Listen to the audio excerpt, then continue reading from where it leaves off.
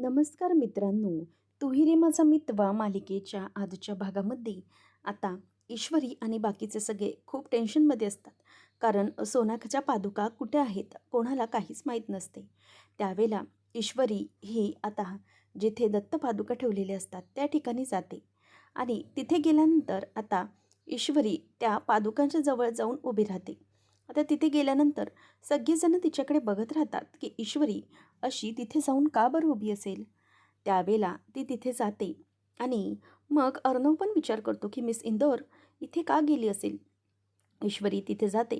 राकेश विचार करतो की हिला काय झालं काय, म्हणजे या पादुका इथे ठेवल्यात हे हिला समजलंय की काय, असं आता त्याला वाटतं.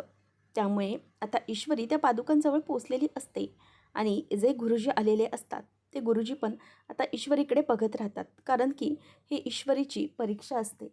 त्यावेळेला मग आता ईश्वरी ही त्या पादुका बघू लागते आणि त्याच वेळेला तिच्या डोक्यात येतं की पादुका या त्या चौरंगाच्या खाली असतील का.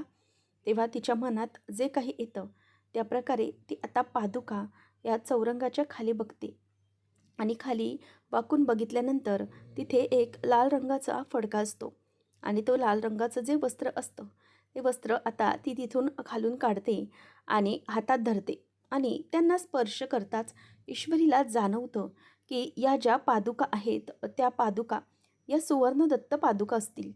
तेव्हा सगळेजण बघत राहतात की ईश्वरीला हे काय सापडलं आहे. त्या पादुका हातात येताच आता ईश्वरीचा आनंद गगनात मावेनासा होतो. तिच्या डोळ्यात टचकन पाणी येते आणि ते पाणी पाहून आता सगळे तिच्याकडे बघत राहतात. फायनली राकेशला आता धक्का बसलेला असतो की झालं, सगळा माझा गेम पलटी झाला.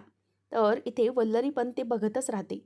मग गुरुजी आता येतात आणि म्हणतात की मुली, तेव्हा ती म्हणते की सापडल्या. आजीलाही आता भयंकर असा आनंद झालेला असतो. चौरंगाच्या खालीच त्या पादुका कशा आला हे सगळ्यांना काहीच कळत नसतं. मग त्यावेळेला ईश्वरी आता त्या पादुका हाती घेते आणि अगदी आनंदाने त्या पादुकांकडे बघतच राहते आणि आकाशही आता सगळेजण अवाक झालेले असतात. मग गुरुजी म्हणतात की मुली, तू जिंकलीस. सगळेजण आता त्या पादुकांकडे बघत राहतात, कारण दत्त महाराजांनी आपल्या वेळीच भक्ताची परीक्षा घेतलेली असते आणि त्यात भक्ताला त्यांनी यशस्वीरित्या उत्तीर्ण देखील केलेलं असतं. आणि हे सगळं आता राकेश पाहतो. त्याचा संपूर्ण अहंकार गळून पडलेला असतो. काहीही त्याच्या मनासारखं झालेलं नसतं. त्यावेळेला मग आता ईश्वरी त्या पादुका बघतच राहते आणि आनंदाने म्हणते की सापडल्या गुरुजी, या पादुका सापडल्या. असं म्हणून ती आता अगदी आनंदानेच ज्या जागी पादुकांचे अगोदर स्थान केले होते तिथेच पादुका ती ठेवून देते आणि त्या पादुका ठेवल्यानंतर सगळेजण हात जोडतात. गुरुजी म्हणतात की दत्तगुरु महाराज की जय. असं म्हटल्यावर आता ईश्वरीला ते पादुका ठेवायला सांगतात आणि आजी बाकीचे सगळे पादुकांना अगदी नमस्कार करतात, कारण दत्तगुरूंनी कधीही आपल्या भक्ताची परीक्षा घेतली परंतु त्याला कधीही हरू दिले नाही. मग दत्तगुरूंच्या पादुका या ईश्वरी तिथे ठेवते आणि हात जोडते. हात जोडल्यानंतर आता ईश्वरीचं ते असं रूप पाहून सगळ्यांना आनंद होतो, कारण की ईश्वरीने अगदी वेळीच आपल्या घराची इज्जत वाचवलेली असते आणि ह्या इज्जत घालवण्याला राकेशचं तोंडही काळं केलेलं असतं. त्याचबरोबर आजी पण, खरंच खूप खूप उपकार दत्तगुरू तुमचे, असं म्हणून आता आजी नमस्कार करते. त्यावेळेला ईश्वरी पण नमस्कार करते.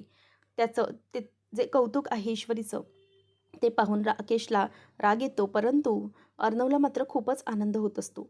गुरुजी म्हणतात की खरंच मुली, तू आज घराची अब्रू वाचवली आणि दत्तगुरूंनी तुझी परीक्षा घेतली, परंतु त्या परीक्षेत तू अगदी पास झाली आहेस. त्यावेळेला मग आता ईश्वरी म्हणते की गुरुजी, खरंच तुमच्यामुळे हे सगळं शक्य झालं. तेव्हा गुरुजी म्हणतात की नाही बाळा, दत्तगुरूंनी ही तुझी घेतलेली परीक्षा होती. त्यावेळेला आता लगेचच पुढे ईश्वरी म्हणते की पण गुरुजी, तुमच्यामुळे हे शक्य झालं आहे. तेव्हा मग त्यावर अर्णव म्हणतो की मिस इंदौर, पण तुला कसं समजलं की या ज्या पादुका आहेत या या चौरंगाच्याच खाली आहेत म्हणून? इथेच पादुका ठेवल्यात हे तुला कसं समजलं? तेव्हा ईश्वरी म्हणते की गुरुजींनी मला जे सांगितलं ना ते शब्द माझ्या कानात घुमत होते. तुझेच आहे तुझं पाशी आणि ते तू जगभर शोधिशी. म्हणजेच माझे जे आहे ते माझ्या जवळच आहे, परंतु तरीही आपण दुसरीकडे शोधतोय. याचा अर्थ मला उमगला आणि ते शब्द कानात फिरत होते. मग मला माहीत नाही ते मी इथे कशी ओढली गेले आणि इथे येऊन मला शोधावेसे वाटले. माझ्या मनाने मला कौल दिला आणि मग मी इथे येऊन हे सगळं शोधायला सुरुवात केली. त्यावर ईश्वरीचं सगळं कौतुक करतात. आकाश पण म्हणतो की yes Ishwari you are very great. तेव्हा गुरुजी म्हणतात की हो मुली, तुला मी जे दत्तगुरूंचे शब्द होते किंवा जे दत्तगुरूंचे आव्हान होते ते फक्त मी तुला केले आणि परंतु त्या परीक्षेत तू अगदी पास झाली. तुला कोणीही मदत केली नाही, पण तुझ्या भक्ती फळास आली आणि तुझ्या भक्तीची परीक्षा घेऊन गुरूंनी तुला मोठं केलं. असं म्हटल्यावर आता गुरुजी हे ईश्वरीला खूप खूप आशीर्वाद देतात आणि म्हणतात की दत्तगुरूंची सावली कायम तुझ्यासोबत असणार आहे. आणि हो, आलेलं घरावरचं मोठं विघ्न तू दूर केलंस पुरी. त्यामुळे चला आता आपण पादुकांचा अभिषेक करूया. आता असं म्हटल्याबरोबर सगळेजण खूप खुश होतात आणि त्यावर ईश्वरीला म्हणतात की हो ईश्वरी, खरी गोष्ट आहे. खरंच चला आता आपण जे बाकी राहिले ते करून घेऊया. त्यावेळेला आता दत्तगुरू म्हणजेच पादुका असतात, त्या पादुकांचा अभिषेक करण्यासाठी गुरुजी आता ईश्वरी अर्णवसोबत बसलेले असतात. त्यावेळेला आता पादुकांचे दोघांच्या हातूनही अभिषेक होत असतो आणि हे पाहून घरात प्रत्येकाला आनंद होत असतो.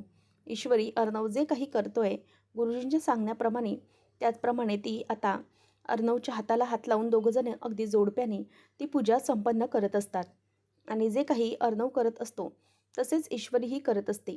त्यामुळे आता त्यांच्या जे काही पादुकांचे दर्शन असते ते होत असते आणि हे सगळं होत असताना राकेशला मात्र खूपच राग येत असतो. त्याची सारखी चिडचिड होत असते, कारण की जे काही घडलं आहे त्यामध्ये त्याला खूपच राग आलेला असतो. नंतर मग आता गुरुजी म्हणतात की दोघांनीही व्यवस्थितपणे सगळी पूजा केली आहे, तर जे दत्तगुरूंच्या पादुका आहेत त्या तुमच्या मस्तकी लावून घ्या आणि त्या मस्तकी लावून तुम्ही दोघंही त्या पादुकांचे आशीर्वाद आता घ्या. असं म्हटल्यावर ईश्वरी आणि अर्णव दोघंजणही त्या पादुकाचं ताट हातात धरतात आणि त्या पादुका आपल्या कपाळाशी लावतात आणि त्या लावत असताना दोघंही एकमेकांकडे आता बघत असतात, कारण की जोडीने ही पूजा करत असतात आणि एकमेकांवरचं प्रेमही त्यांना अजून व्यक्त करता आलेलं नसतं. त्यामुळे दोघं एकमेकांकडे फक्त बघत असतात. आता पादुका कपाळी लावल्यानंतर पुन्हा ते खाली ठेवतात आणि त्यानंतर मग आता ती पूजा होत असताना राकेश जरासा अपसेट असतो. तेव्हा त्याला अंजली हात लावून विचारते की काय झालं? तेव्हा तो काहीच नाही असं बोलतो आणि हसतो. तेव्हा मग अंजली ही नॉर्मल असते. त्यानंतर आपल्याला पाहायला मिळतं की इथे ईश्वरी आणि अर्णव दोघांचीही पादुकांची पूजा आता संपन्न झाली. त्यामुळे खुश असतात. गुरुजी म्हणतात किंवा सगळं विघ्न दूर टळलेलं आहे.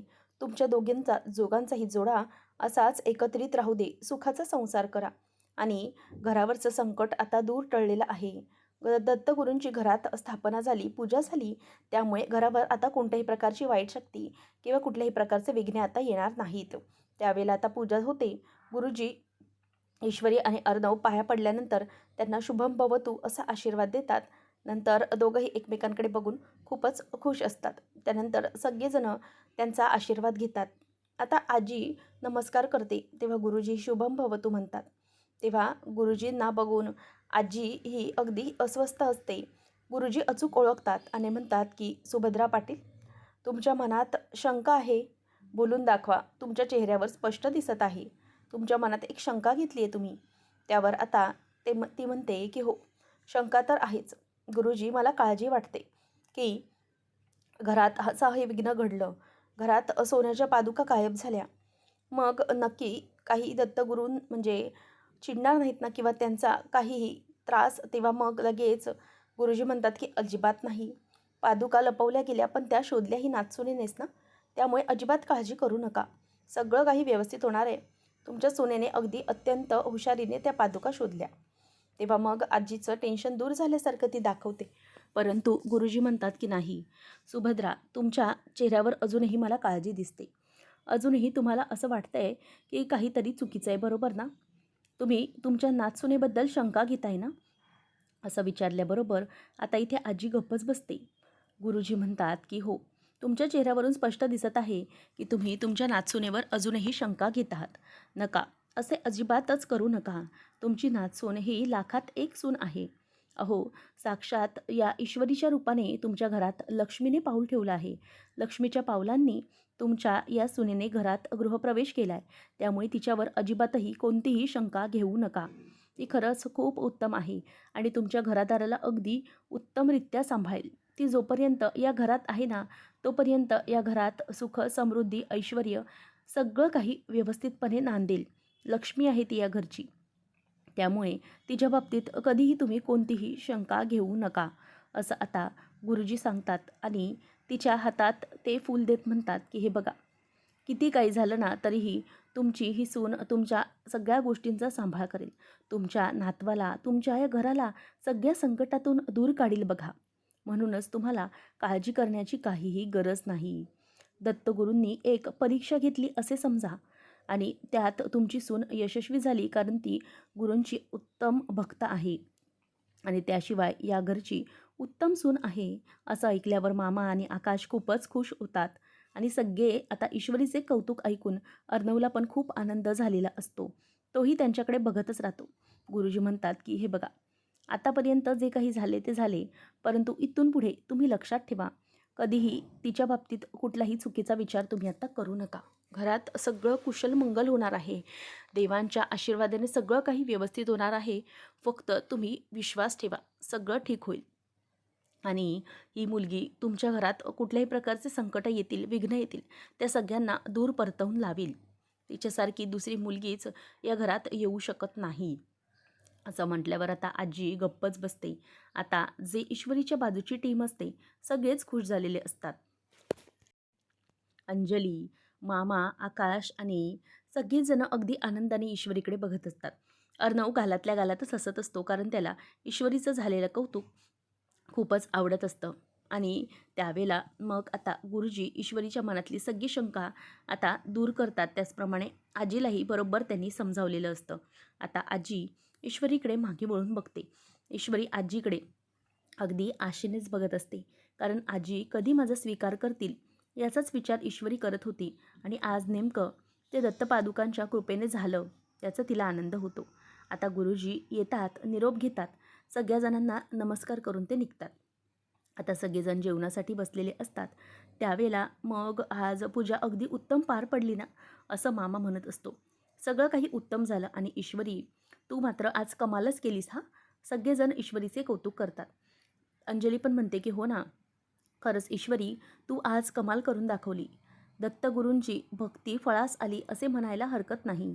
तेव्हा सगळेजण तिचे कौतुक करतात, परंतु आजीचं लक्ष नसतं.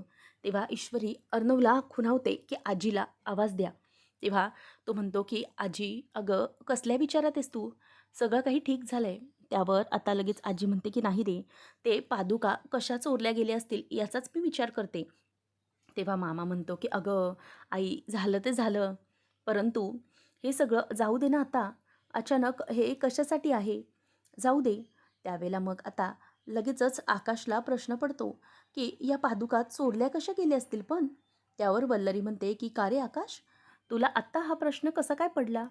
त्यावेळेला वल्लरी म्हणते, की कोणी चोरल्या म्हणजे? चोरणारं कोण आहे? ज्याने शोधल्यात त्यानेच चोरल्यात. म्हणजे ईश्वरीनेच या पादुका चोरल्या असतील आणि तिथेच तिने शोधल्या असतील. त्यावर आता लगेचच तिच्यावर पुन्हा आरोप लावल्यामुळे सगळेजण पुन्हा मामीला ओरडतात. मामा म्हणतो, की अगं तू मूर्ख आहेस का वल्लरी? काहीही काय बोलतेस? गुरुजी काय म्हणाले ऐकलंस ना तू? तेव्हा अंजली म्हणते, की हो मामी, आता ईश्वरीवर कोणत्याही प्रकारचा कोणीही संशय घ्यायचा नाही, कारण की गुरुजी जे म्हणाले ते सगळ्यांनी प्रत्येकाने लक्षात ठेवायचे. आजी पण ईश्वरीचीच बाजू घेते आणि म्हणते, की अगदी बरोबर, ईश्वरी ही काही चुकीची नाही. आता गुरुजींनी पण आपल्याला दिलाय ना संकेत, त्यामुळे काही झालं तरीही ईश्वरीच्या बाबतीत आता कोणतीही शंका घ्यायची नाही. जे काही आहे ते ईश्वरी अगदी उत्तमरित्या व्यवस्थितपणे करते, त्यामुळे तिच्यावर कोणत्याही प्रकारची शंका नाही घ्यायची आहे. तेव्हा मग अर्णव म्हणतो, की राईट आजी, पण प्रश्न हा पडतोच, की कोणी चोरले असतील? मग जिजू, असं तो बोलल्याबरोबर आता लगेचच राकेशला ठसका लागतो. मग त्यावर आकाश म्हणतो, की दादा काय म्हणतोयस तू जिजू? तेव्हा मग तो म्हणतो, की अरे मला असे बोलायचे होते, की आपण जिजूंना विचारूया ना. त्यावर आकाश म्हणतो, की जिजूंना कसं माहीत असेल? तेव्हा राकेशला बघत अर्णव म्हणतो की म्हणजे हे जर क्रिमिनल ना. तेव्हा असं म्हटल्यावर पुन्हा सगळे त्याच्याकडे बघतात की व्हॉट, क्रिमिनल. तेव्हा अर्णव म्हणतो की अरे, he is a criminal lawyer. मग क्रिमिनल लॉयरला अगदी व्यवस्थितपणे समजतं ना की कुठली चोरी कोणत्या हिशोबासाठी किंवा कोणत्या गोष्टीसाठी होऊ शकते. म्हणून मी त्यांना विचारतोय, दॅट्स इट. त्यावर आता असं तो विचारल्याबरोबर त्याची पूर्ण बोलतीच बंद झालेली असते. तो खोकतच म्हणतो की अरे हो अर्णव, ॲक्च्युली मलाही समजत नाही आहे की ही चोरी कशी झाली असेल. कोणीतरी कुठल्यातरी पैशाच्या हिशोबानेच किंवा उद्देशानेच ही चोरी केली असणार आहे. मग अर्णव म्हणतो की हो, सरळ सरळ आहे, ते पैसे हवे होते म्हणून ही चोरी केली होती. त्यावेळेला मग राकेश म्हणतो की हो, ॲक्च्युली कसं आहे ना, ही चोरी घरातल्या कोणी केलीच नसेल मी म्हणतो. ही चोरी ना बाहेरच्या कोणीतरी केली असेल. म्हणजे बाहेर भरपूर जणांना हा मेसेज मिळाला असेल ना, की आपल्या घरात दत्तपादुका येणार आहेत म्हणून. त्यामुळे कोणीतरी ना बाहेरच्याच व्यक्तीने हे केलेलं दिसतंय. म्हणजे बाहेरून कोणीतरी आलं आणि त्या पादुका तिथे खाली लपवल्या असतील. असेच मला वाटते. म्हणजे घरात नाही तर कोणीतरी बाहेरूनच आलं आणि हे सगळं केलं. असं म्हटल्याबरोबर आता इथे सगळेजण त्याच्याकडे बघत असतात आणि मामा आणि आकाशही म्हणत असतो की हो, अगदी बरोबर असेल ते. तेव्हा आजी म्हणते की हो, जावई बापूंचं हे म्हणणं मला पटतं की कोणीतरी बाहेरचीच व्यक्ती असेल. परंतु ना, मला कमाल वाटते, लोकांचा हव्यास पण कोणत्या गोष्टीशी निगडीत असावा यालाही मर्यादित असतात ना. म्हणजे त्या व्यक्तीला सोन्याच्या पादुका चोराव्याशा वाटल्या आणि तिथून पैसे घ्यावेसे वाटले. कमालच आहे. देवालाही सोडत नाहीत आजकाल लोक. तेव्हा राकेशला ठसका लागतो. तो म्हणतो, "एक मिनिट, मी जरा एक फोन करून आलो." आणि तो बाहेर येऊन उभा राहतो आणि वैतागतच म्हणतो की झालं, आजही माझं काम होऊ शकलेलं नाही. झालं, या दादाचा सारखा सारखा कॉल येतोय. तो वैतागतो आणि फोन आता सायलेंट करतो. म्हणतो की या दादाला काही काम आहे की नाही. जेवढा वेळ एखाद्या गर्लफ्रेंडला बॉयफ्रेंड फोन करतो ना, तसंच हा दादा सारखं सारखं मला कॉल करत असतो. काय गरज आहे याला मला कॉल करण्याची ना, मला खरंच काही समजत नाही आहे. मला तर ना खूपच राग येतो या दादाचा. असं म्हणून राकेश खूप चिडलेला असतो आणि म्हणतो की आता याचे पैसे द्यायचे तरी कुठून. सगळे केलेले प्रयत्न हाणून पाडले जातात. काय करू काय मी आता. त्यावेळेला मग ईश्वरी आणि अर्णव दोघंजणही त्याच्या भोवती राखीचं रिंगण तयार करत असतात. राकेश बघत राहतो आणि म्हणतो की यांचं हे काय चालू आहे. त्यावेळेला मग आता दोघंजणही ते रिंगण तयार करतात आणि राकेश म्हणतो की हे काय करताय काय तुम्ही दोघंजण. तेव्हा तो म्हणतो की थांबा जिजू, मी सांगतो तुम्हाला काय करत आहे ते. त्यावेळेला मग दोघंही त्याच्याकडे उभे राहतात. राकेशकडे अर्णव अगदी रागानेच बघत असतो. तो म्हणतो की काय झालंय, अरे तुम्ही दोघंही असे का बघताय माझ्याकडे आणि हे काय केले, चला व्हा बाजूला. तेव्हा ईश्वरी म्हणते की इथून बाहेर आता पाऊल टाकायचं नाही. त्यावेळेला तो म्हणतो की काय, हे काय आहे नक्की तुमचा पोरखेळ. त्यानंतर आता राकेश म्हणतो की काय, कसलं रिंगण आहे हे आणि कसली राख. तेव्हा मग ईश्वरी म्हणते की राख, ही राख आहे ना, एक दिवस तुला अशीच राखेत मिसळणार आहे. त्यामुळे तुझ्यासाठी हे राखीचं रिंगण आम्ही तयार केलेलं आहे, समजलं. तुला वाटत असेल की आम्ही काहीही करू शकत नाही, परंतु लक्षात ठेव, मी काहीही करू शकते माझं घर व्यवस्थित ठेवण्यासाठी. शेवटी मी पादुका शोधून दाखवल्याच. तेव्हा आता राकेश म्हणतो की हो मिस इंदौर, याला फार गर्व होता ना. आपल्याला सांगत होता की तुमच्यात दम असेल तर शोधून दाखवाच पादुका. मग बघ, आम्ही आमच्या पादुका शोधून दाखवल्या तुला. आणि आणखी तुला काय हवं आहे. त्यावर ईश्वरी म्हणते की हे बघ, तुला कितीही काही करण्याचा प्रयत्न केलास ना, तरीही आमच्यामध्ये जे काही आहे ते तू संपवू शकत नाही. आमच्या घरावर किती वाईट डोळा ठेवलास तरीही ते कमीच आहे. कारण तुझ्यावर लक्ष ठेवण्यासाठी आम्ही आहोत. आणि अर्णव म्हणत असतो की लक्षात ठेव राजेश, तू एक एक डाव हरतोयस. याचा अर्थ तुझा एंडिंग जवळ आलेला आहे. त्यामुळे तू लक्षात ठेव, आता किती काही केलंस तरी हरणार आहेस. आणि म्हणूनच तुझा शेवट जवळ आला असं समज. आम्ही दोघंही आता तुझ्या विरुद्धात आहोत. तू एकटा आहेस आणि आम्ही दोघं तुझ्या समोर उभे आहोत एकमेकांसोबत तुला हरवण्यासाठी. ईश्वरी अर्णव एकमेकांचा हात हातात देतात आणि त्याच्याकडे बघतच राहतात. आणि त्यांनी दोघांनी तो एकमेकांच्या हातात घेतलेला हात पाहून मात्र राकेशला राग येतो. पुढच्या भागामध्ये ईश्वरी म्हणत असते की सर, हा काय गुंता झाला आहे आणि हा गुंता कसा सुटणार आहे आता. तेव्हा अर्णव म्हणतो की मिस इंदोर, इकडे दे, हा गुंता काही तुझ्याच्याने सुटणार नाही आहे. त्यावर आता ईश्वरी म्हणायला लागते ठीक आहे, चालेल. हा जो गुंता आहे ना, तो गुंता आता तुम्ही सोडवा, मी जाते. ती निघून गेल्यावर अर्णव म्हणतो, की मिस इंदौर अगदी बरोबर आहे. हा गुंता हा मी सोडवणार आहे. आपल्या दोघांच्या नात्यामधला हा गुंता मी सोडवणार आणि तेही तुझ्या सोबतीने सोडवणार. असं ईश्वरी गेल्यावर तो बोलत असतो आणि तिच्याकडे प्रेमानेच बघत असतो. तर इथे आता राकेश हा मात्र वेगळ्याच गोष्टींसाठी तयार झालेला असतो. तो अंजलीला म्हणत असतो, की अंजली मला ना एका गोष्टीचं खूप वाईट वाटलं. मला एक गोष्ट खटकली आज. ती विचारते, की काय हो कोणती? तेव्हा राकेश म्हणतो, की अर्णव ज्या पद्धतीने मला सकाळी विचारत होता ना, म्हणजे ज्या पद्धतीने तो मला त्या चोरीबद्दल विचारत होता, मला ते थोडंसं खटकलं. म्हणजे त्याचा जो आजचा स्वर होता ना, तो काही वेगळाच होता. म्हणजे तो माझ्याकडेच याबद्दल बोट दाखवतोय ना, असा काहीसा त्याचा स्वर होता. असं म्हटल्यावर आता इथे राकेश मात्र खुश असतो आणि म्हणतो, की बघ आता काय करतो अर्णव मी. तुझ्यात आणि तुझ्या या लाडक्या बहिणीत मी कशाप्रकारे ठिणगी टाकतो ना, तेच बघत राहा. अशाच मालिकांच्या अपडेटसाठी आता चॅनलला सबस्क्राईब करा.